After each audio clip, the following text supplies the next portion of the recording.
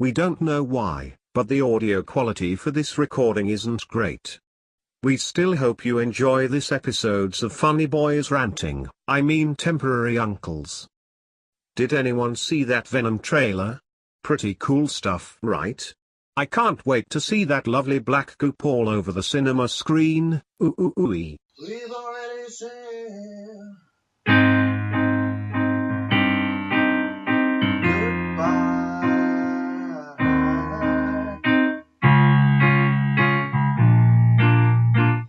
Since you gotta go, oh, you better. Hi! I'm back. I just watched Avengers Infinity War. How was it? It was pretty good.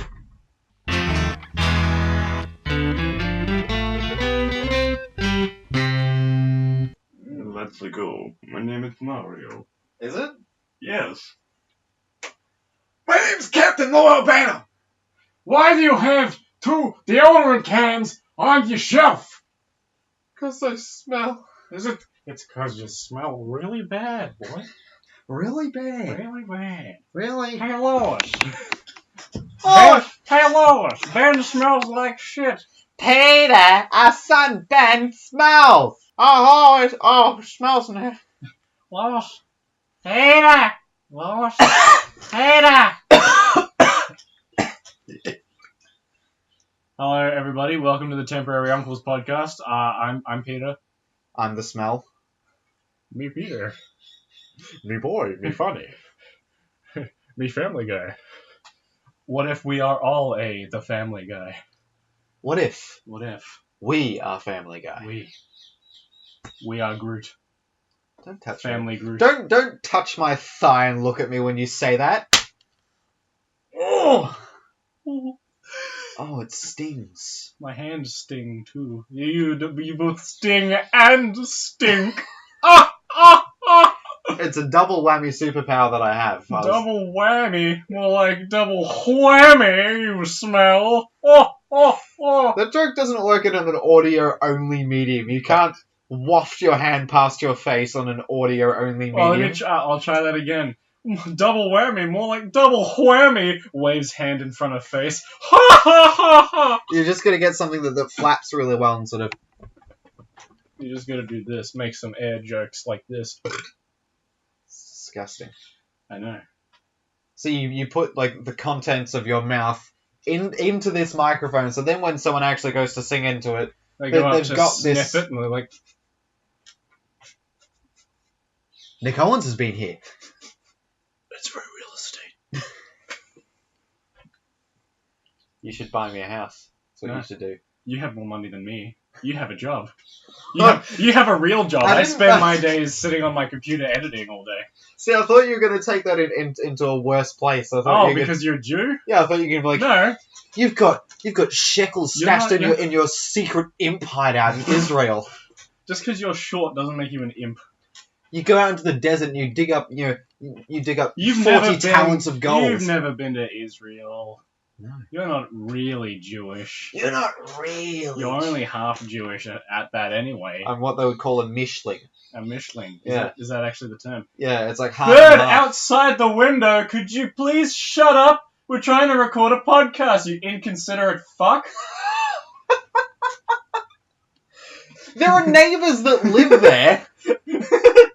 I'm pretty sure that they often have small children over in that house. Well, then why is your bloody window open, Ben? People could hear you having the sex. With your fish wife. Yes, with your fish wife. I don't know why I immediately went there. Yeah. I think I just heard the term loosely somewhere, and I enjoy the sound of the You fish heard the wife. term loosely somewhere. Yes. What does loosely mean? It means not tight.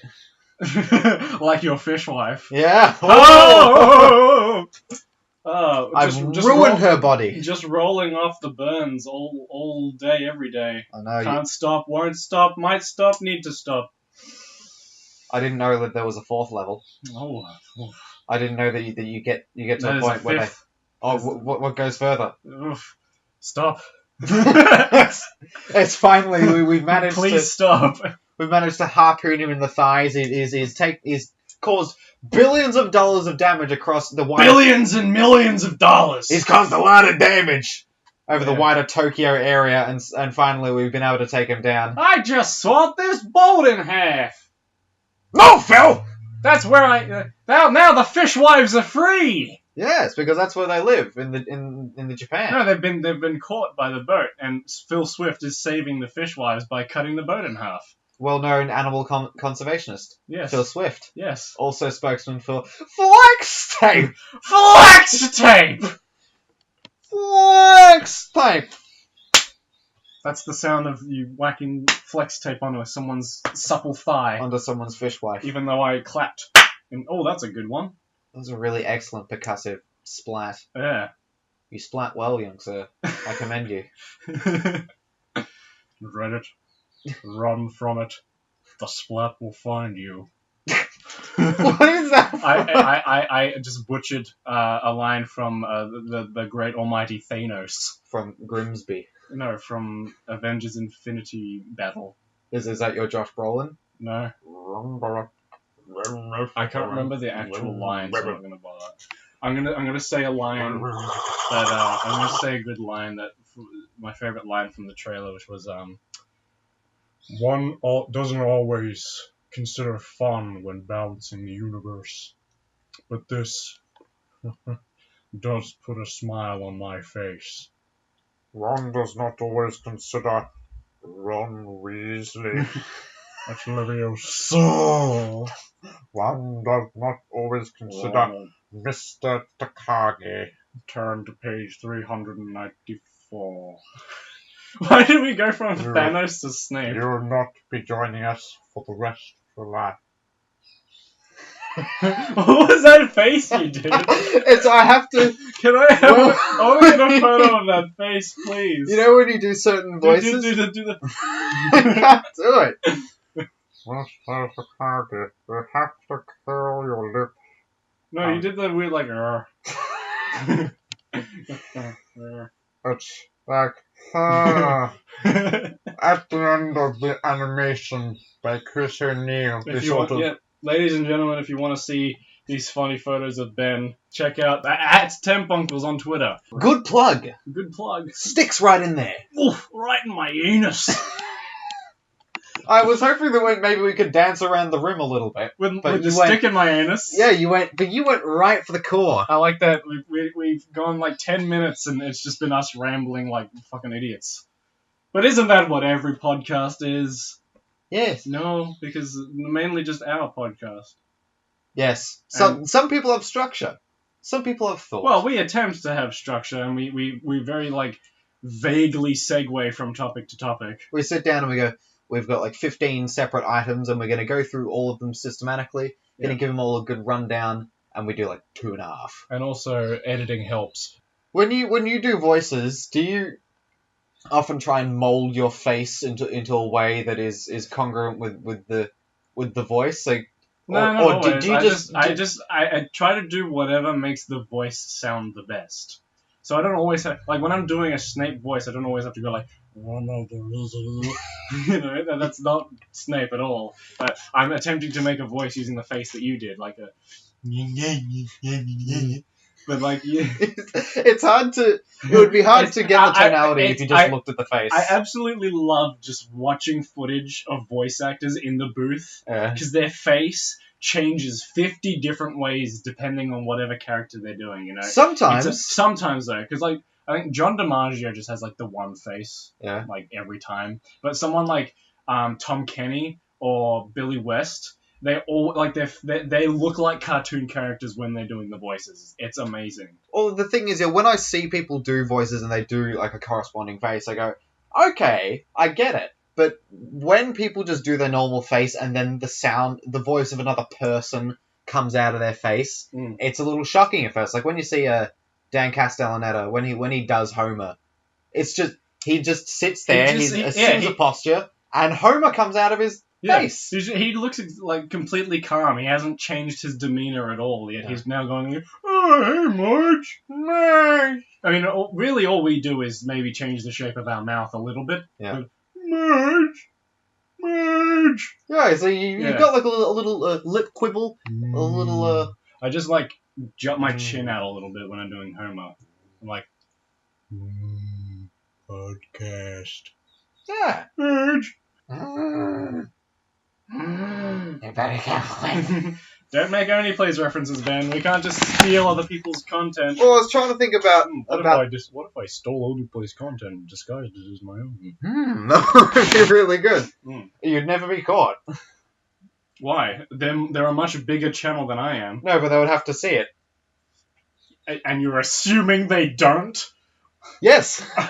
Chris O'Neill is one of my biggest fans. You think that very much. You think that I don't go and look at the views on videos that I appear in and notice that some of them have got like 30 views in comparison to other things?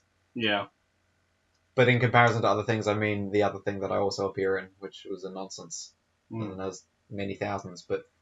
Yeah, so you're speaking of a Spooby. Yeah, the spoobs. Spooby, yes. But, yeah, this podcast isn't as popular as some of the other things. Because every episode's like an hour long. Yeah. That's one thing. That is a little disturbing to some viewers, or off-putting rather. I don't think that people look at it and go, it happens with like movies and stuff, you know. People won't go see a 3-hour movie, which is why Batman v Superman had to be cut down for theatrical release. Oh, and then people don't go and watch the actual good version of the movie because it's 3 hours long. And they complain about it? Yeah. They go, why is this movie so long? I mean, I can guarantee you that if it were maybe split into a 4-episode miniseries or something, people would be more inclined to watch it, even if it ran for the exact same runtime, you know? Especially if it was on Channel 7. Oh, no. The channel for idiots. I've got nothing to back that up, but I have a feeling that it is. I hate that they're like all like streaming platforms or things like Foxtel and Netflix. The only version of the movie they have is the 2.5-hour version of it, the theatrical cut. Yeah. Is it on Netflix? Yes, I just said. Oh, did you mention Netflix in that? Yes, I did. I thought you... Quick, rewind! All like streaming platforms or things like Foxtel and Netflix. Yeah, see? What if it turns out that you didn't say it at all? No, I'm confident that I did. Because I heard streaming services such as Foxtel. No, streaming services and things like Foxtel and Netflix. Oh, okay, well that makes... Yeah, okay. Which the audience would have just heard. Twice. 3 times now because I repeated myself. Did I ever tell you that I'm a really intelligent creature? No. Well, there's a reason. Yeah, no, we have plenty of footage to back up the evidence that you are not an intelligent creature. Are you going to make like a compilation of just all the times where I was just No, but really, we can trust really maybe good? someone else to do. Maybe Cat Lover. Maybe you like that. Maybe your favorite Jewish YouTuber. As you said on the last episode of the podcast. Cat Lover's not Jewish. No, they said that you were their favorite Jewish YouTuber. Yes. But maybe they could. Maybe they should. Maybe they could. Considering where you just came from, do you want to tell us about... I can't say too much. It's like the biggest movie of the year, so if I spoil anything, I will be murdered. Literally. I won't murder you. No. By someone will send like a sonic wave towards my bedroom and I will die in my sleep. Oh. That's no good! You proud of yourself, Ben? No. Good. You shouldn't be. But the people who made Avengers Infinity War should be proud of themselves. Very good movie. The special effects are amazing. Like, Thanos looks so real. Like Jeff Buckley? The hell is Jeff Buckley? Jeff Buckley, you know the guy who did the really good version of Hallelujah? No. And he died after he like got pulled in the undertow of a boat and he died? No. Well, he had a song called So Real. You proud of yourself again? I'm much prouder of that one because it's like a good reference. Not even a joke though, it's just a reference. Real. I'll show it to you later. It's jazzy. Okay. It's got dissonance. Okay. Alright, tell us more about your best friend Josh Brolin. No. Why? You've even interrupted me too many times now. I'm not talking. I'm not gonna. And I mean, I shouldn't be talking about Infinity War too much anyway, just because it's opening weekend. Well, at the time of recording this, it's Sunday, so the last day of opening weekend. But I won't say too much because I'm at risk of accidentally blurting out spoilers because I can't control myself. Someone will send you a cease and desist letter. And I've already seen it twice, so like it is interesting though, like going into the movie knowing what's going to happen and still being like emotionally invested in it. You know, like during the big climactic battle, my heart was still pounding even though I knew what was going to happen. So I think that's the sign of a good film. it is very good, yeah, and it helps that it's got these 10 years of build up to it. You know, 10 years. Well, yeah, Iron Man came out in 2008. Okay, so 10 years worth of a cinematic universe. When does the cinematic universe start? With what film? Iron Man. That's the first one. Yeah. With because Robert Downey Jr.'s right, Iron because Man. you don't understand comic book movies. I had to explain to you that some Marvel films aren't connected to others, even though in the comics they all take place in the same universe. Yes. Yeah, I remember. I sent you the back in like mid last year, I think. I sent you I don't know why I remember the details, but I sent you the trailer for New Mutants, which was originally going to come out this year. Was that the scary one? Yeah. The one that looks really good? Yeah. That was originally going to come out this year. We were going to get 3 X-Men movies, right? 3 Fox Marvel movies. Deadpool 2, X-Men, Dark Phoenix, and the New Mutants. Yes. But now New Mutants and Dark Phoenix have been moved to next year, so we're only getting Deadpool 2. Which is funny, because we've still got a whole bunch of Marvel-related movies coming out this year, and only the one DC. So far, we've had 2 Marvel Cinematic Universe films, which were Black Panther and Infinity War. Yeah. Next will be Deadpool 2. So now 2 Marvel movies in a row with Josh Brolin in them. So Deadpool's Marvel. Deadpool 2 is Marvel, but Fox. So he's not connected to the Cinematic Universe. He's connected to the X-Men Cinematic Universe. Because Fox owns X-Men. Yes. So when there was the film where the Scarlet Witch and her quick brother appears. Yeah. Wasn't that in the film that was not not an X-Men film? Yes, because Marvel's split between a whole bunch of different studios, whereas DC is owned all by Warner Brothers. Right. So because a whole bunch of different studios own the rights to Marvel Comics, certain aspects of Marvel Comics. So Disney owns the rights to Marvel Studios. So they do the Avengers, the Guardians of the Galaxy, and all the movies connected to those. Yes. They have joint custody with Spider-Man, with Sony. So Sony owns all the Spider-Man characters, but are letting Disney use Spider-Man for their Avengers movies. Yes. Right?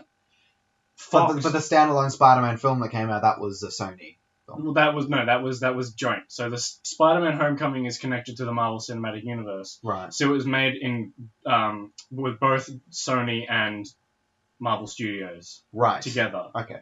But they're also doing their own Spider-Man related movies without Spider-Man in them, like Venom, coming out in October this year, is made by Sony in association with Marvel because it's a Marvel comic.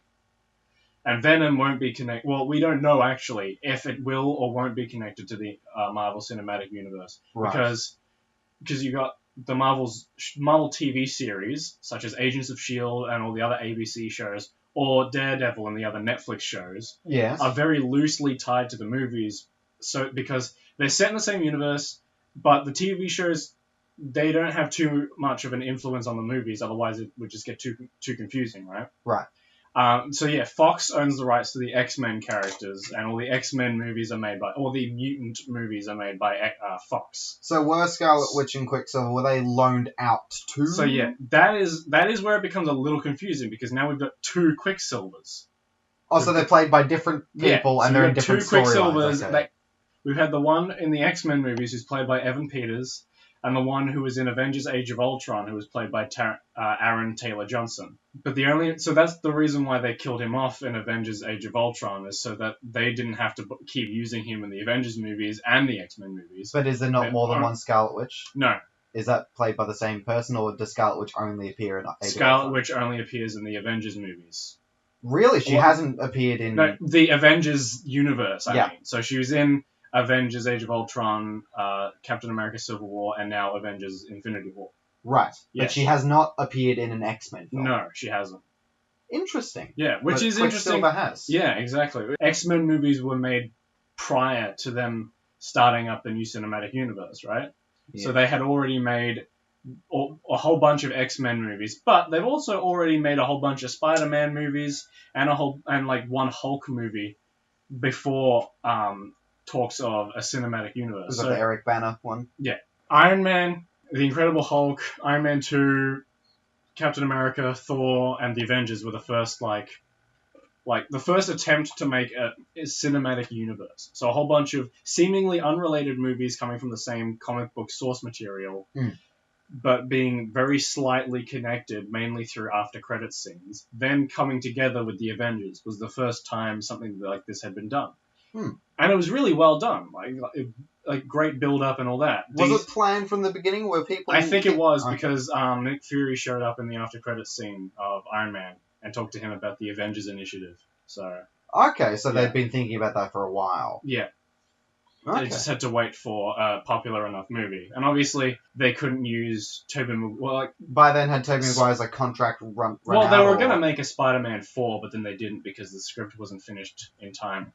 Oh, really? Yeah. There was going to be a fourth Tobey Maguire Spider-Man movie, and then they just thought, fuck it, let's reboot it for no reason. I thought people were just sick of Tobey Maguire. No, they just thought, fuck it, let's reboot it, and then they did. They made 2 mediocre films with Andrew Garfield, and then decided, okay, these movies aren't doing so well, let's maybe try and bring Spider-Man to the Avengers. Just give him them, and now he's... People like the Avengers? Yeah. I want people like Spider-Man if we make Spider-Man an Avengers. I really hope they do the same thing with the Fantastic Four, man. Because Fant Four Stick was shit. It failed in the box office, and I really hope that Fox... Because they've had this big Fox Disney deal now. We don't know exactly what the details are. We know that Disney now owns either all or a significant portion of Fox Studios. So we're thinking... Okay, this means that maybe a whole bunch of X-Men characters, or even the whole universe itself, can be now incorporated into the MCU, which would be a good thing, because then we have all these characters interacting. So if they don't do the X-Men, at least they should do the Fantastic Four, because, well, they obviously have the ability to do that, and they can easily incorporate them in without too much effort, because... The original, the new Fantastic Four movie wasn't even part of a cinematic universe. It was a standalone film. So that movie can just be completely wiped from everyone's memory. No one gives a shit about that movie. And they can make a new Fantastic Four within the Marvel Cinematic Universe. They can easily market that as being a different film by putting Spider-Man in the trailer. Because Spider-Man is, I think, one of the only characters in that universe who really had a significant relationship with the Fantastic Four. If they were to bring Fantastic Four back, you would be in favor of having a completely different cast for it, as opposed to having the people that had previously. Oh yeah, definitely. Okay. Yeah, especially considering none of them looked like their comic counterparts anyway, so. Oh really? It wouldn't matter that much. Is the Human Torch black? No, never has been. And I'm not saying that that's an issue. I'm just saying that he's never been black. You asked. You asked. Oh yeah.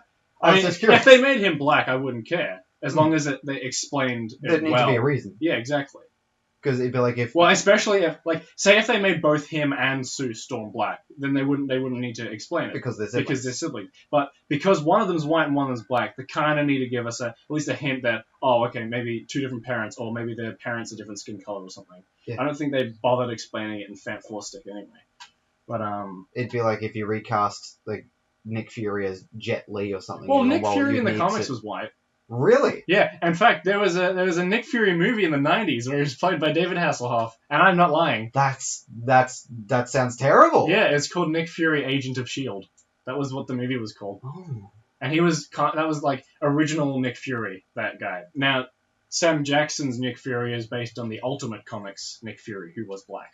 Right. Yeah. So there is reason. There is a comic book Black Nick Fury, who I think was vaguely based on Sam Jackson.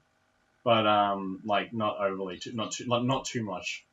Yeah. I think a lot of characters that Sam Jackson ends up playing have been written with him in mind. Oh yeah.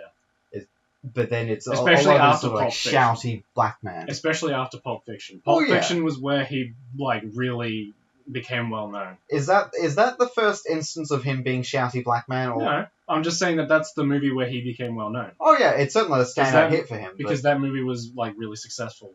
What about did True Lies come out before? True Lies? Yeah. Was he in that? Yeah, there was one year with Jamie Lee Curtis. And yeah, the James Cameron movie. I didn't know that he was in that. I haven't seen it. But yeah, they came out the same year. Okay, so he was Shouty Black Man twice. I didn't know he was in True Lies. There's one that, and it's Jamie Lee Curtis, and it's got Sam Jackson in it, but I think it's also got Arnold Schwarzenegger. Yeah, True Lies. I know Jamie Lee Curtis and Arnold Schwarzenegger in True Lies, so like we need someone to correct him whether it's him. Sorry Ben, but Samuel L. Jackson wasn't in True Lies, despite acting in several films in 1994. Nor has he been in a film with Jamie Lee Curtis. He could have also became well known because of Die Hard 3. Oh yeah, because he's Zeus. Yeah, Zeus. Shovel up and bolt up your ass, Zeus. Dad, there's a white man outside. I've seen one. I love that line. I haven't seen that film in a while. Is that the one with that's my second Jeremy favorite. Irons? Yeah, that's my second favorite Die Hard movie. I'd go 1, 3, 2, 4. That's it. That was the first one I'd seen. One. Oh yeah. There's no fifth one. No. Oh yeah. No, we don't talk about the fifth one. No. I've seen it. There is no fifth one. Yeah. I mean, I haven't seen it. Yeah, me neither. It doesn't exist. It wasn't great. No, exactly, because it doesn't exist. Yeah. I mean, that would set the bar pretty low for a film's quality if it didn't exist. Yeah. The first Die Hard that I saw was that one. So really? My first Die Hard was the first Die Hard. I watched it with my dad in like the Gold Coast or something. And that was back in, like, I remember watching it and being like, wow, this is like the sweariest, most violent film I've ever seen. I was like 13 when I watched it, I think. It's pretty sweary. Oh, well, in comparison to other movies of the time, they say, I looked at the statistics, there's only about 30 F words in that movie. Really? Yeah. Or like 40. I think there are no F words in the fourth one. None in 4.0. The only one that he says is censored by the gunshot. Wow! Because it's PG-13. Oh, okay. But the thing is, we don't see the ratings difference in Australia. They're all rated M here.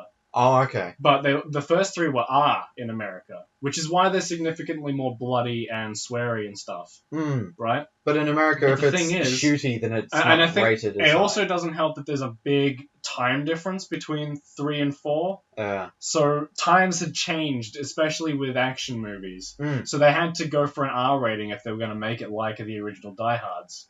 Yeah, well, I think that as a more modern Die Hard, they wouldn't have been able to make their money back if it was R. I mean, Deadpool has proved them wrong. I'm glad more R-rated action movies are being made now. Thank you, Deadpool. Oh, well, it's always going to go where the money goes. So if there is a film like Deadpool that comes out, then you're going to see a bunch of Deadpool-like films. Well, even just in general, more R-rated action movies anyway. Like, they don't have to be like Deadpool. But now, because of the success of Deadpool, I am pining for a comic book accurate The Mask movie. That would be fucking bananas. Would you want Jim Carrey again? Perhaps. Thing is, though, if he's playing Stanley Ipkiss again, he'll be in the movie for like half of like the first act, and then he'll die. So really? Yeah. No, he wears the mask, that takes it off and gets shot. So. Yeah, Stanley Ipkiss isn't the main character in the original comic. That's if weird. Anyone's the main character in the comic, the Son of the Mask? No. That movie's not actually based on any of the comics. It's completely original. We need the Mask Junior. Yeah. Oh god, that movie's. It's for the kids. That movie is a mess, but it's got like. It's one of those so bad it's good. It's still kind of fun to watch. Because it's bad? Even though if you watch it at midnight, you'll probably have nightmares. Oh, why is it weird? It's got a fair amount of nightmare fuel. Lots of uncanny valley in that movie. So yeah. Is that purposeful or is the CG just bad? Yeah, it's 2005 CG for an indie movie, Yee. or at least it's not high quality CG. It's worse than the Scorpion King and the Mummy 2. You needed to have a really high budget to do good quality CG back then. And well, even now, you need a lot of money to have good quality CGI, as evidenced by Thanos in Infinity War. Looks fucking amazing. Oh. Yes. I will be severely disappointed if this movie doesn't win an Oscar for Best Visual Effects, just because they're that good. I mean, I can't think of another movie so far this year that could surpass it. So, like, I can think of other movies that could maybe be nominated. Maybe I'd probably think maybe Solo would. Probably. Solo. I'm looking forward to Solo, man. I don't know why you're such a grumpy grouch, but I'm looking forward to Solo. Like, maybe it's because I liked The Last Jedi. Yeah, well, you know. Yeah, well, you're a bit strange, so. But I've got. I'm not saying it was a masterpiece, yeah, but I liked the movie as a whole. Like, I mean, as a piece of cinema, like as its own film. You can't judge it as its own film. Exactly. No, like, but as its own film, then it's okay. I don't understand the viewpoint that people have that you have to judge a film as its own. If something is a sequel, you shouldn't. You should never judge a sequel by its own merit. It's like, because there's going to be a whole lot of unexplained stuff that you'll just be like, oh, they didn't explain this. Like, by that definition, there's a lot of shit in Infinity War that you could mark the film down on. Oh, like, they didn't explain this, they didn't explain this, but you don't need them to because it was explained in the movies prior, right? Same thing with the Star Wars movies. You can't, just sequels in general. I'm just saying, like, on a tangent. Before you get ahead judge a movie in its own merit if it's a sequel. No, but you see, before you get ahead of yourself, yeah. I was just going off at a tangent. You go on with what you're saying. The only way that you can look at it, or at least the only way that I look at it as being a passable film, is if you look at it as its own thing. Because in comparison to most of the other films, I'm not saying you have to. I'm not saying comparison is needed. I'm just saying you can't judge it as a film on its own, because otherwise it becomes really hard. You're dropped in the middle of the story with absolutely no context. Yeah, or very little context, at least. Exactly, but compared to the way that other story arcs and other elements of the series have been, when you look at number 8 as a piece of that series, it looks shite in comparison. Why? Because just other films have done Star Wars better than 8 does. Well, you're being incredibly vague. For example, like, I think it's safe for you to spoil things. Oh no, well, I'm just saying. No, I'm talking like as an abstract. I'm just saying, for example, if you need to. Yeah, for example, this is a point that people brought up. Like with Rey, I think that she's very much a Mary Sue character, where there are very few things that she does wrong. And she's just fantastic at everything. Well, she hasn't really had the opportunity to do much wrong. Well, that's up to the people that write the film. But not a lot of things. She hasn't really done a lot anyway. A lot of things are done by characters around her. Yeah, but that's not the same. For example, she didn't kill Snoke, right? That's correct. That's Kylo. She really, most of the stuff that she's done is just for her benefit. Yeah, right? but it's different saying, oh, she hasn't had a chance to do much wrong because she's had 2 films. Like, for example, you as a person, you have not had the chance to have any vehicle accidents. You've never run anyone over, and you have a perfect driving record because you don't drive. I don't have a driving record at all, though. Exactly. So I can't have a perfect driving record. Exactly. So that's by virtue of you simply not being given that opportunity. Rey's experiences are crafted entirely by someone sitting in a writing room, so they can give her opportunities. I agree with you in the fact that her immense power has come out of nowhere, right? Who is this person? They introduce her, and she's just great. But I think the whole point of that is the fact that a great Jedi can come from nothing.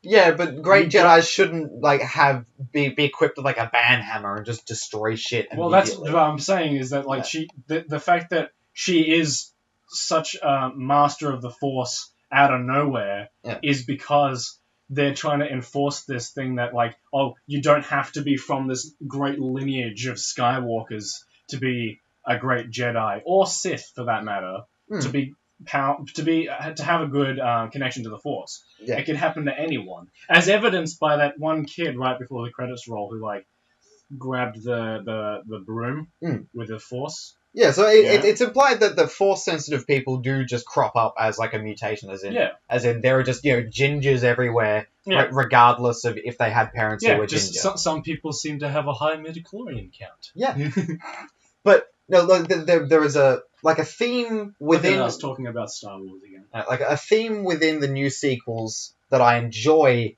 is the playing off of your heritage and heredity, because Kylo Ren's entire character is about where his family comes from Yeah. and his expectations, and Yeah. the fact that he dresses the way that he does is meant to be emblematic of Vader, and he wants to step in to be what Vader was, and he wants to show that he's not weak like his family. Although I don't think you can be a Sith and not dress in all black. Yeah, that is true. But it's the helmet. Except for Snoke. Yeah, except for his Snoke. glittery gold outfit, man. He's a fabulous Sith. Sonny, he's a fabulous guy. Yeah, and then you got Rey, who comes from from shit all, but she's powerful, and so I like that because that is meant to be symbolic of all of the Star Wars that's come beforehand, and then the new Star Wars. Yeah. However, the new Star Wars is not actually Kylo Ren, who's skilled and really good, but also a bit flawed. It's largely shit and comes from a place of money and contempt. Yeah, I mean, so far of main characters, Force-sensitive main characters, I can't really think of another one who's really come from nothing. Well, like, Anakin Skywalker is like Space Jesus, but he was impoverished. But the thing is, he was born of the Force. Yeah, he's Space Jesus. Yeah. He is a you miraculous can't use him birth. as an example, because he's literally, like, he doesn't have a dad. He's made of the Force, basically. Yeah. And we can't really say much for Obi-Wan or Qui-Gon, because we don't really know their heritage. Yeah, but they came from a time where there was many. Yeah, exactly. But because now we know Rey comes from nothing, it just makes her whole powerfulness. Yeah, well, we don't really know where she comes from, but as far as we can tell, she comes from nowhere. But her lineage is unknown. Yeah, which I like. But the previous characters, which were Force sensitive, and the main characters, they had flaws, and so one of Rey's flaws is that she's trusting, but that isn't really a huge deal because she just sort of gets out of trouble anyway. Oh, that's true. Because she's amazing at everything she does. Yeah, I feel like Poe is even more of a Mary Sue just because he's just automatically like just calling him the best pilot in the galaxy immediately excuses him from the laws of physics. Yeah. Well, like, he should have been killed at the end of it because he got, in terms of action set pieces, there's no problems there. They all look amazing. It helps to have the best pilot ever just to have some really cool looking action set pieces, right? Yeah. But, plot wise, I still like Poe as a character. Poe's good. But, I think you called him Finn for the first little bit there. No, I was about to say that Finn has no real character flaws, and then I moved on to Poe just because he has that whole best pilot in the galaxy thing. So. I like Poe because...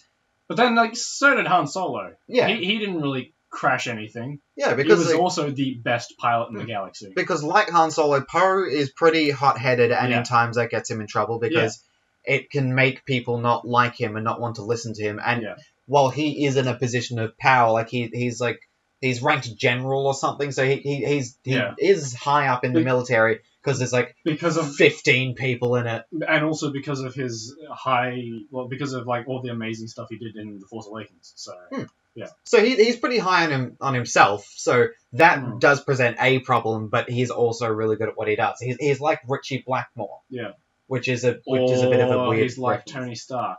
Yeah, so it's like, this person is a dick, and he's difficult to deal with, but he's great at what he does. Yeah. So we'll just call him eccentric and kind of put up with him. Well, they don't really call Tony Stark eccentric. No. He's got... See, that's the great thing about Tony Stark, is that he is a deeply flawed character. Yeah. Yet, he is incredibly good at what he does. Well, he's just like Robert Downey Jr. in a movie. That's what he is. That's why they cast Robert Downey Jr. Well, I doubt they would have actually gone through with making Iron Man if they didn't cast Robert Downey Jr. Well, I mean, there are obviously plenty of actors who were in line with it. I just don't think Jon Favreau would have been on board with making it if they didn't cast Robert Downey Jr. So, is Tony Stark, is he already naturally like Robert Downey Jr.? Oh, yeah, he was already like that in the comics. In fact, he was an alcoholic in the comics, which Shane Black wanted to put in Iron Man 3, and Disney said no. Oh, really? This Disney film, no alcoholism. I thought it was already clear that he had, drinking drug he's problems. got a James Bond drinking problem that he doesn't. He just drinks a lot. He just drinks liquor at 10 a.m. Yeah, he doesn't have he's not alcoholic, except he is. But we're not calling him that. I have a drinking problem. But that's one of my main problems with Iron Man 3 is that there aren't any stakes. So. One problem that I've got, the only drinking problem I've got is that you're not giving me any. I've changed That solution. reminds me of a great joke from Airplane, or Flying High as we call it in Australia, is when he says, I got a drinking problem, and then he attempts to bring the glass up to his face and he spills on his forehead. That film's really good. Oh, that's a great movie. I still have no idea why we call it Flying High. I don't know. We didn't have any other movies or a TV series called Airplane. Yeah. There's pretty much no reason for us to be calling it Flying High. Whether it was originally going to be called Flying High, No, it was called Airplane the whole time. I mean, it makes sense in England. Yeah. Because in England they had a series on TV called Airplane. Yeah. But we didn't. Mm.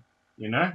So yeah, I don't know. Like I know about some name changes for things where there's like a copyright conflict. Like in for PAL games we have Lilac Wars instead of Star Fox because Star Fox was a German company. It was Star Fox.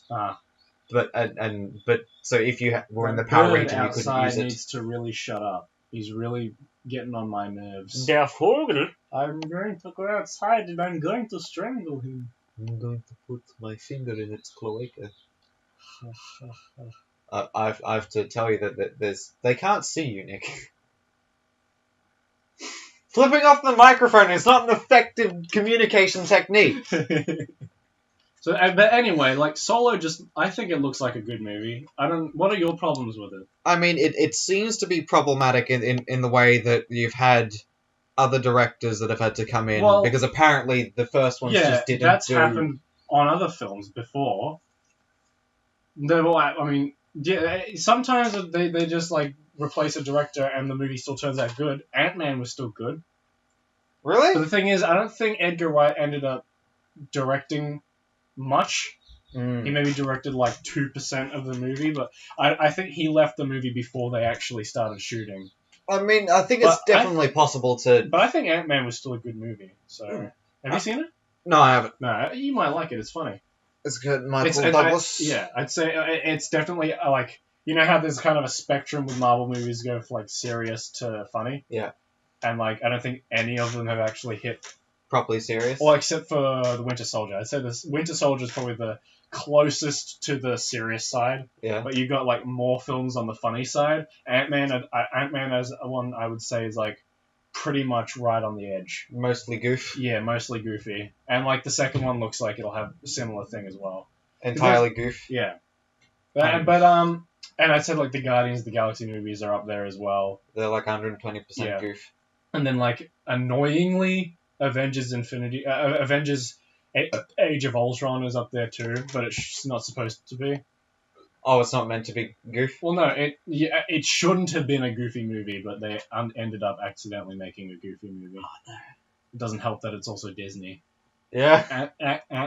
Also, what is also Disney is Star Wars, and I think Solo looks good, like, regardless of the fact that they replaced the director about halfway through making the movie. I mean, it's just you hear that many problems coming out of it. But the thing is that you hear them say, okay, well, what they've got is good, but we don't really want to go in this direction. The directors weren't fired. They left because the two directions, they didn't think they had, they didn't think they were actually up to the task as well. Oh, so they just thought, okay, well, we don't make movies the same way they do. Like, we have a lot of improvisation, and our movies take a little longer to make because of the improvisation. But we don't have that time with Star Wars. Yeah. And also, the direction we want to go isn't exactly the direction that Lucasfilms wants to go. So we're parting ways, and we're getting a new director to finish, but pretty much with the same material, right? Okay. They didn't rewrite it too much. They just got Ron Howard to come and finish the job. Did they go and reshoot all the bits that they'd already done? No, they didn't need to reshoot anything. They might have reshot some things, but I think the majority of the film is directed by Ron Howard. I'd say a good, like, 80 to 90% of the movie's Ron Howard. I'd be surprised if they actually left anything in that was done by the original two guys. I don't exactly know how much they shot, so... Yeah, well, I don't know how long it had been in development. Yeah, but some movies, it's plainly obvious when they... Like, another movie that did that was Fan Four Stick. They fired the director after shooting it and then reshot half the movie. You can tell because of Kate Mara's wig Like her hair changes between reshoots and original footage. Oh, really? And then they cut out like half the really cool stuff that was in the trailers, was cut out of the movie. You know that really cool shot of the Thing jumping from the helicopter in one of the trailers?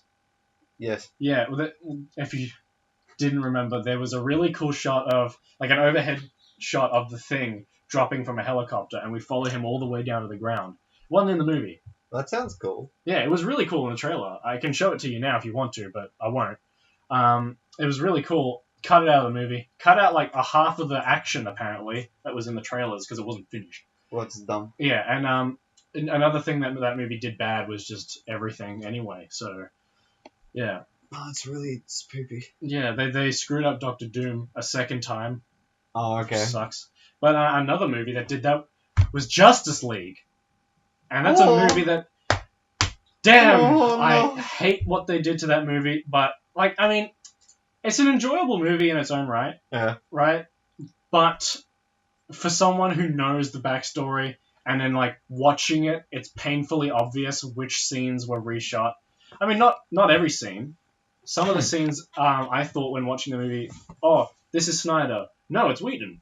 Some of the shots in the movie were very obviously Snyder cutting in the same scene to a shot by Whedon.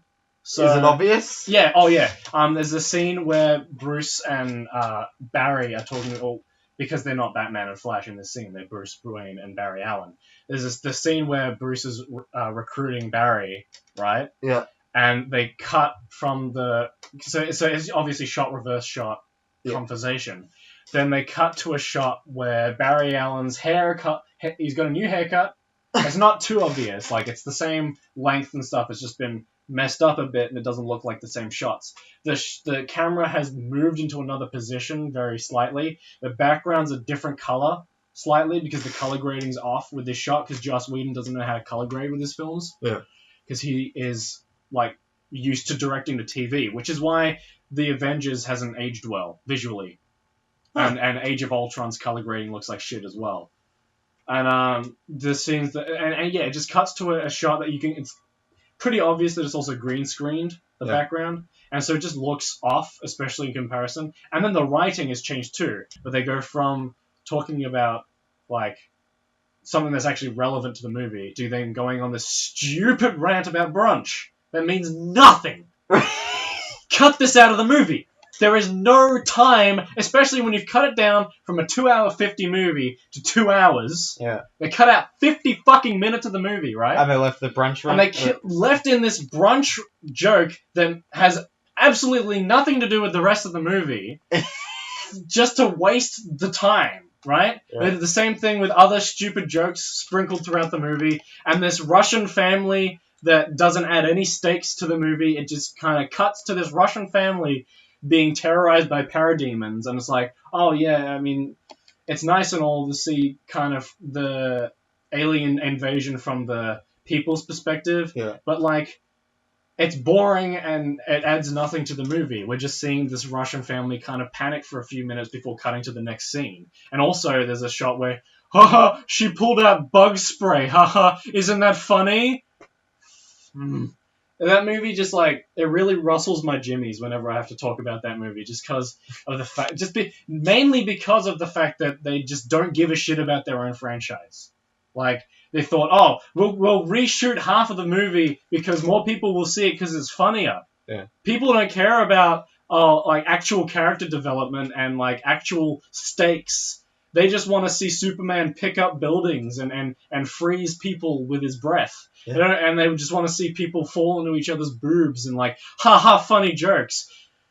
And then like they actually alienate their actual fucking fan base by making these shit decisions. Yeah, but Nick, what if you're like an awesome billionaire business playboy and you wake up a little bit late because you had a real raging time last night with Catwoman and it's like 10:30 and you're hungry?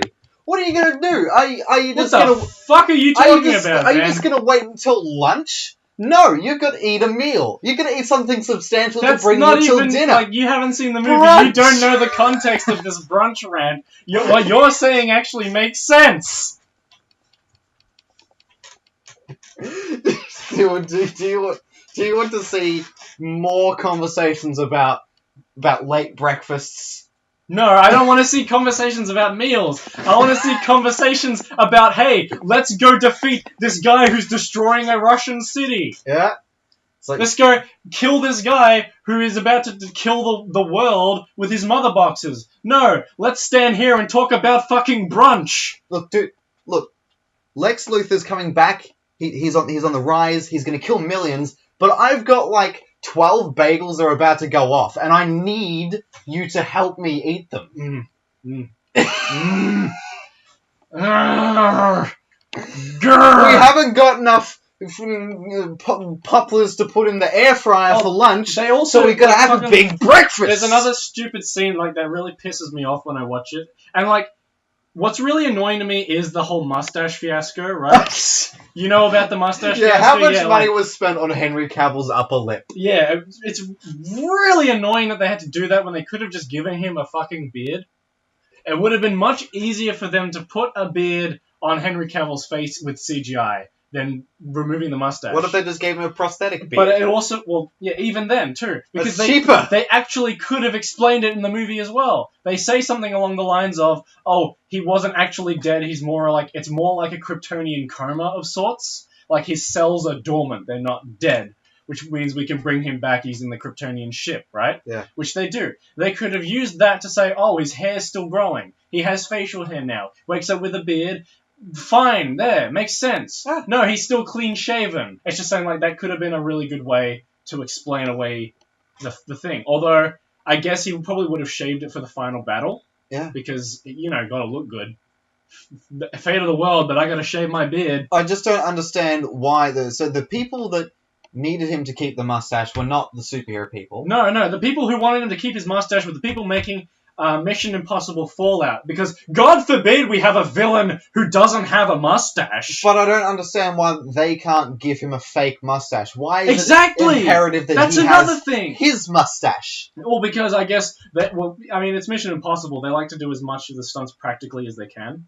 Right? Having a mustache is not a stunt, Nicholas! I'm saying because of that, maybe they just want this mustache to be real, right? It's gotta be real. We're gonna spend $30 million to fake a shaven face. Well, I mean, they didn't even have to do that. They only decided to do that because they wanted to make the movie more kid-friendly, so they wanted to reshoot half of Snyder's stuff to make it more, family-friendly, more... Does being kid-friendly require him having not a mustache? No, being kid-friendly requires reshooting half the fucking movie, which means reshooting the scenes... They just happen to be reshooting at the same time that he's shooting Mission Impossible, right? They couldn't just keep his scenes. God forbid they actually have scenes that look nice, you know? God forbid we have this scene in a cornfield where it actually looks like he's standing in a cornfield, and the sunset looks nice, and the lighting is good, and it just looks genuinely pleasing. No. What did they put instead? What did they replace it with? Instead, he looks like he's standing in a green screen studio and they've put cornfield around him. He gets attacked by a giant mustache. The color grading looks off. Lois Lane's hair is way too bright. We take the mustache off him and give it to Isla Fisher. This is like... Sacha Baron Cohen makes a cameo. I really hope the rumors of a Zack Snyder cut, a director's cut of Justice League, I just really hope the rumors are true, you know? It would be... I mean, they don't even have to release it, now. I understand if they are working on it, maybe they're gonna have to keep the movie, give it some shelf time before even bothering to announce a director's cut. Was it Zack Snyder that lost his daughter? Yeah, exactly. Oh, that's why he wasn't. Well, no, that wasn't the only reason that they decided to get him off the film. Yeah. That they just used that as a cover, which in itself is pretty shitty. Yeah. But, so they wanted him off the film anyway, or? They wanted him off the film anyway, but the thing is, why? The film was already edited. Oh, they'd finished it. They had finished the editing because he posted a picture of them doing the color grade. Color grade doesn't happen in a film until the edit is finished. So they had a fully edited film. It was just missing its touch-ups, it was just missing some VFX, some touch-ups like color grading and that kind of stuff. But the actual timeline sequence of the film was done. So there exists a Snyder cut of the film, right? Yeah. but we don't know how much of it is actually completely finished. We know through some leaked scenes that they already had begun, like, there were already plenty of scenes that were in VFX mode. There are even some shots within those deleted scenes that had finished VFX. And we don't know how far into production how far into post-production these deleted scenes came from. So these scenes themselves could have been finished anyway. So the reason why, and I'm hoping that if they are working on the Snyder Cut, they are working on finishing the VFX. Yeah. Right? So which is just another reason why it's taking so long, you know? And, like, I understand maybe they wouldn't want to make it because the first movie didn't do so well. The original Justice League theatrical cut didn't do so well financially, right? But that was mainly due to poor word of mouth and the fact that general audiences don't like watching long movies, which is why a lot of people didn't like Batman v Superman. So that they also doesn't help that the theatrical cut was worse than the extended cut. I feel like if they had released Zack Snyder's director's cut theatrically, I'm not saying that people would have heralded it as a masterpiece. I'm just saying that it probably would have had a better critical reception because you've seen it. You agree that it does make a lot more sense than the theatrical cut. Yes. And like plots, the plot lines are easier to follow, and like you can tell what's going on for the most of the time, right? Yeah, I understood it. Yeah. Whereas like they cut out quite a lot of that the connective material between scenes for the theatrical cut, and which. It just pisses me off that all these like video essays and people going off about how this movie's bad generally just use the theatrical cut as their basis. I mean, because I remember seeing the film in the cinema with you, and I don't remember specific points or went, oh, I don't get that, or I don't like this moment. I just remember not enjoying the film as a whole. Yeah. But then I went and I watched the previous Superman with you, and then watched the theatrical, the extended cut, the ultimate cut of Batman which Superman, and it was I liked it a lot more. I mean, I'd prefer calling it the true version of the film because I would. So people like to say, oh, you shouldn't have to add 30 minutes to the runtime to make it good. No, dipshit, they cut out 30 minutes of the movie to make it bad. Yeah, because it's the other way around. Because the one that they released wasn't the one they intended to be it's not the reflection of the product. It's the incorrect version of the film, the theatrical cut. It was the neutered cut that they showed to people, and so then you had to add it back in to have a representation of the product they wanted. And then, less than half the people who saw the theatrical cut watched the original version of the film because they just went, oh, I don't like it. Yeah. I'm hoping that this does a thing where it's like in 10 years it'll be much more well regarded, but that'll be too late anyway. Too late. If Aquaman doesn't save now we have to rely on Aquaman. Like we really have to rely on Aquaman right now because there's no news of a Snyder cut. I mean, so as a superhero, I don't give a shit about Aquaman. Well, I mean, you haven't seen Justice League, so you don't know how badass he is. He's actually one of the saving graces of the theatrical cut of Justice League. It's Jason Momoa, isn't it? Yeah. I like him as Khal Drogo. Yeah, he's a really good Aquaman. I can't wait to see what... And also, it's James Wan, so they're not going to fuck with the movie. James Wan, like Saw? Saw, The Conjuring, Furious 7. So this guy's a successful director. He rakes in the money. They can easily just put from the creator of The Conjuring or from the director of The Conjuring and Furious 7. Yes. Right? And people jizz. People will go for it. Furious 7 was the first movie in that franchise to make $1 billion. $1 billion! Right? Yeah. And The Conjuring franchise, the Insidious franchise, and the Saw franchise are all ridiculously successful horror franchises. Yes. So this guy rakes in money. They're not going to fuck with his movie. So they're going to let him do what he wants. So if Aquaman's shit, it's on him. If it's good, it's on him, right? We can't blame the studio for what's going on with this movie unless they for some reason decide to actually fuck with the movie. Don't fuck with my nut. This is my nut. But anyway, Aquaman and Shazam, we have to rely on those two movies, mainly just because they're in, Aquaman's in post-production, Shazam's in production. So we have to rely on these two. So, but yeah, the problem with Justice League is that they attempted to fix what wasn't broken, I think. That's the problem. They got a new director in, Joss Whedon of all people, the guy who's the polar opposite to Zack Snyder. Yeah, that's disgusting. Yeah. So Joss Whedon was charged with trying to pick up shit where it really wasn't warranted. No, pretty much. He didn't need to pick anything up, but they said, quickly, fix the situation. Fix this, even though it doesn't need to be fixed. But from a money standpoint, this movie's not a Marvel movie. People won't go see it. It's not the funny. They tried to make exactly. That's the problem. They try to make it more like a Marvel movie, and that's not necessarily a bad thing. There are plenty of good Marvel movies. Yeah. But the thing is, DC movies are not Marvel movies. No. You should be your own thing. Yeah.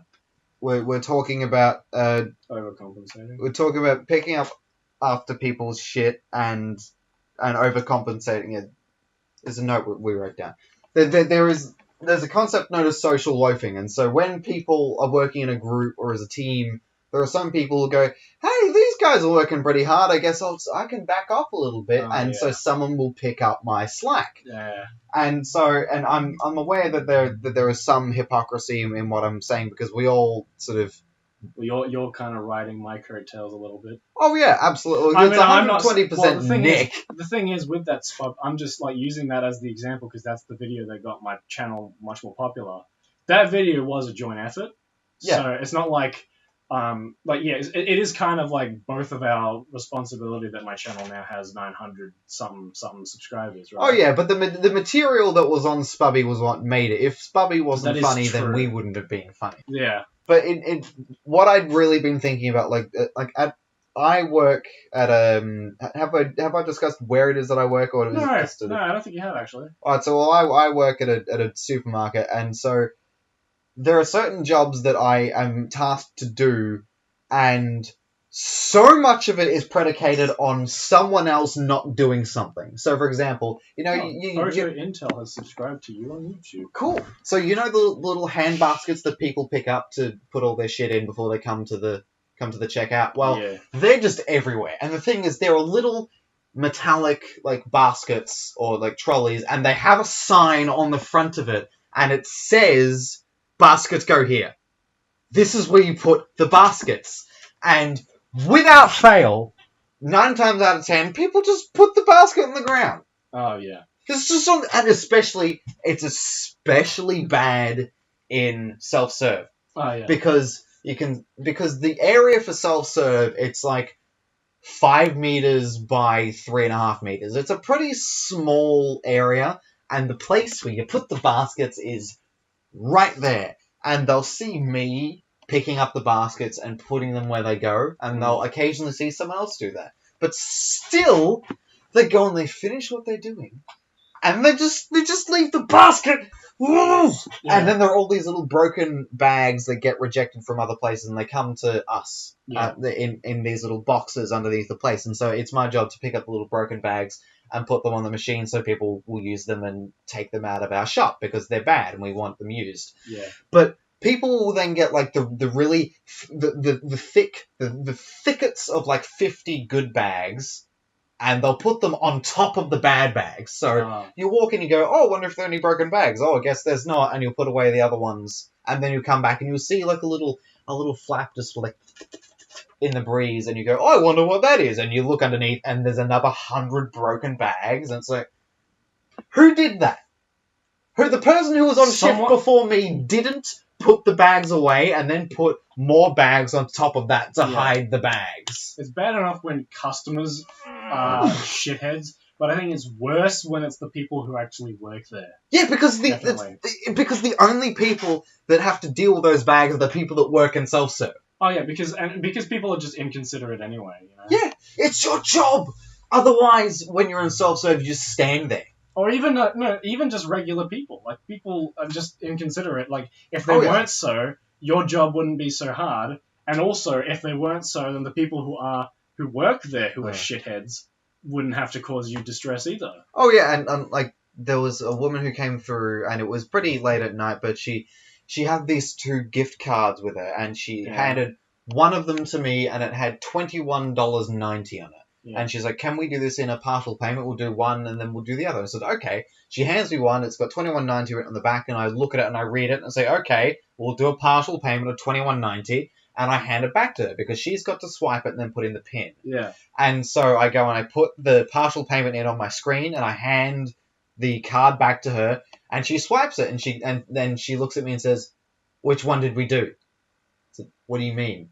Which card? Because which card did we do, this one or that one?" So I read out the one with a specific price on it, and I handed it to her and said, "Okay, ready when you are." And she swipes it and goes, "Which one?" And so she did the other one that had like 50 on it. So now you've got two cards with bits and pieces on it. So she then goes and does the other one that she was meant to do, and then now there's like 50 cents left. So instead of doing 2 payments and that being that, we do like 3, because there's one of $21.90, another of $21.90 to actually use up the card that had that, and then you have to cover up the rest of it. So it was like $21.90, 50 cents. Yeah. It was just specific examples that just shit me up the wall. Of people being shit. Of just people of like, we go, how hard is it to do the things that you were meant to do? Like that asshole who called out in the middle of a quiet scene during Infinity War today. Yeah, how hard is it to sit down in the theater and just not make a noise? We had this quiet moment in the movie, this like, and no spoilers, no context. Someone like asks, "What did it cost?" And this dipshit in the audience yells out, "Batman!" Because he's an asshole and doesn't understand that, like, oh yeah, your joke might be funny, and you might think you're funny. You're actually a big fucking asshole because you just ruined the immersion of every single person in this theater by calling out during this really crucial emotional moment of the movie. Yeah, fuck you. And it was like, it's funny during the trailers beforehand, right? Like, no one gives a shit if this guy's calling out. PG rating comes up on the screen, the guy yells out, "I love Fortnite!" Yeah, funny, right? But like dipshit calling out during quiet, like maybe during the funny action scenes. It's at least less reprehensible. But, and this was the only point in the movie where he called out as well. So we weren't like, oh, he's going to say something. Yeah. Or like anything like that. He was just being an asshole for the sake of being an asshole. He'd done nothing to gain. Exceptional dick. He might have already seen the movie as well. So he's just like, oh, I've seen this. I'm going to ruin it for everyone. He's probably not that quick. He's not able to be like, oh yes, I need to say Batman. Yeah. Anyway, you go on with your shitty people. And then there's like the fucking band, which is just like your band. It's like we had one of our band members come up to us and he was like, "Okay, so my dad knows this tribute band, and we're going to go and open for them, and they want you to go and learn another X amount of songs." And so there's 5 of us, and we'll go, "All right, we'll all choose another 2 songs." 5 of you, including you? Yeah, including me. There are 5 of us, so we all choose another 2 songs. So then there are another 10 to learn, and so that way, by the time we can then get them all learned and rehearsed, and so that way we can go and do that. And so there was a bit of miscommunication, so we didn't need to have 2 separate 45-minute sets. We just needed to have, a fair amount of material that we could then chop and change into one sort of different 45-minute set depending on the mood and whatever. Oh, okay, yeah. So we then go and we have this other 10 songs that we have to learn. And so I say, all right, well, there are a bunch here that we already partly know, or some of us already know, so we'll do 4 this week, and then we'll do 3 the next week, and then 3 the next week. And so what you're meant to do is you practice at home. You sit at home and you listen to the songs and you learn them, and then you come in and you rehearse them as a band. Yeah. Together, and then you play it a couple times together, so it's tight, so you know you're all on the same page. Yeah. Because even like people that know the song, they might not have played it with someone else before. Yeah. And so you just got to get it tight with the other people. What you don't do is half learn the song, or better yet, not learn the song at all, and then learn it in the rehearsal room. So you come in and you go, okay, do you want to do Evie?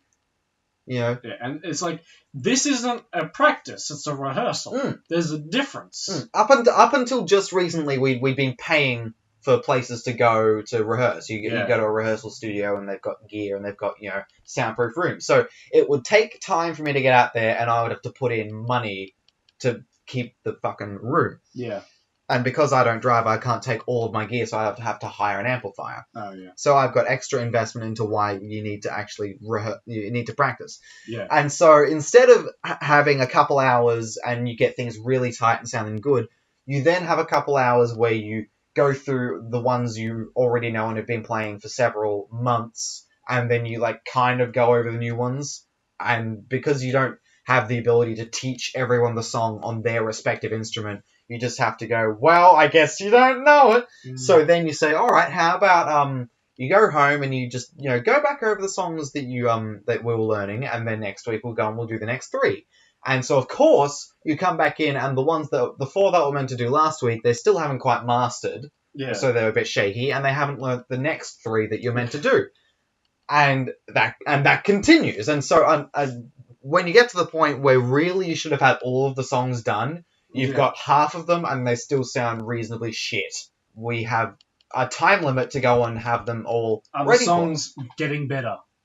A little bit, but we still haven't gone over all of them. No. And so the thing, and it just boggles my mind, because I get that some people work and some people have uni, and in my case I have both. Yeah.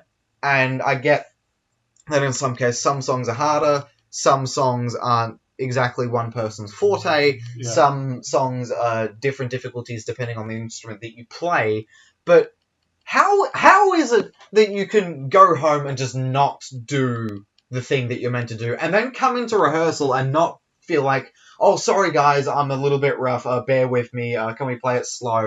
How can you do that and still be okay with yourself? And the thing is, it's not even like my band to command, because when I came in, it was meant to be that our drummer was meant to be the quotation leader, but he doesn't lead for shit. I don't know how he dresses himself in the morning. It's shocking. You need to take control of your band, man. So I know it might be it might not be your band to control, but you need to take control of your band. You seem to be the one who knows what the fuck is going on. Well, that's the thing, is I don't feel competent enough to be able to bring another X amount of musicians into a room and tell them what to do, but I still... How long have you been practicing with these guys? Well, how long have you just been a band? It's actually well over a year, and we still haven't played in anything. And the quality of the performances is getting on my nerves, because I've got a couple band members that really know what they're doing and are as frustrated as me, and then there is a member who is actually just an actual dead weight. I don't think I've ever, even outside, because I think this is the first time you brought it up on the podcast, but I don't think I've ever heard you say anything good about this band. Yeah, well, the thing is, I've got good things to say about select members of the band, but the band as a whole is a shit show. Yeah. Because it's impossible to do things when you have... It'd be like, if it was your task to walk from the end of one corridor to the other, and you had, a leg that didn't want to do it. That's what it is. So... all of your other limbs are working reasonably well. You've got one limb that's you've got one leg that is sort of listening to the shit leg and not working well. My third leg's not working well. Really? But then you've got your left leg that's just gangrenous and is fucking the Aussie pub rock sound, and falling off, and it smells, and you're like, dude, be a leg. Your one job is to bend at the knee and to provide support to the hip. Ankle. Can you just... I don't understand how you can just cope with yourself and be like this. Does it not bother you that you don't perform in a way that you should? My God. Yeah. You should just focus on making your own stuff. Or you seem to have more fun just whenever you're doing stuff with me. Yeah, well, be it comedy, or we should start making music together, man. Yeah.